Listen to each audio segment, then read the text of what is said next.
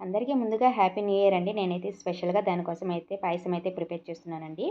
ముందుగా ఒక గిన్నెలో ఒక హాఫ్ లీటర్ పాలు పోసి బాగా మరిగించుకోవాలా. తర్వాత గ్యాస్ మీద ఒక ప్యాన్ పెట్టేసి ఘీ ఏసుకొని డ్రై ఫ్రూట్స్ అన్నీ కూడా వన్ బై వన్ వేసుకొని బాగా ఫ్రై చేసుకొని ఒక ప్లేట్‌లోకైతే తీసేసుకోవాలా. అదే ప్యాన్‌లో 1 కప్ సేమియా వేసుకొని మీడియం ఫ్లేమ్‌లో బాగా ఫ్రై చేసుకొని ఒక ప్లేట్‌లోకైతే తీసేసుకోవాలా.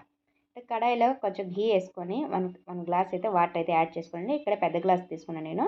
ముందుగా నానబెట్టుకున్న సగ్గుబియ్యం కూడా యాడ్ చేసేసి మొత్తం అయితే బాగా ఉడికించుకోవాలా.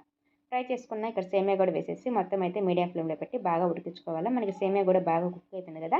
ఇప్పుడు 1 కప్పు నేను ఇక్కడ బెల్లం అయితే తీసుకుంటున్నాను. మీకు కావాలంటే షుగర్ అయినా తీసుకోవచ్చు. బెల్లంతో చేస్తున్నాను కాబట్టి బెల్లం తీసుకుంటున్నాను నేనిక్కడ. మొత్తం అయితే బాగా మెల్ట్ అయిపోయిన తర్వాత పైనగా మనం ఫ్రై చేసుకున్నాం కదా డ్రై ఫ్రూట్స్ కొంచెం ఇలాచీ పౌడర్ వేసేసి మొత్తం కలుపుకొని పక్కన పెట్టేయాల. ఈ సేమియా మొత్తం బాగా చల్లారిన తర్వాత అయితే మనం ఇక్కడ మిల్క్ అయితే యాడ్ చేస్తున్నానండి నేను. మిల్క్ యాడ్ చేసుకొని బాగా కలుపుకొని తినేస్తే మనకి బెల్లం పాయసం అయితే రెడీ అయిపోయింది. మన ఛానల్‌ని ఎవరైనా ఫస్ట్ టైమ్ చూస్తుంటే సబ్స్క్రైబ్ చేసుకోండి ఫ్రెండ్స్.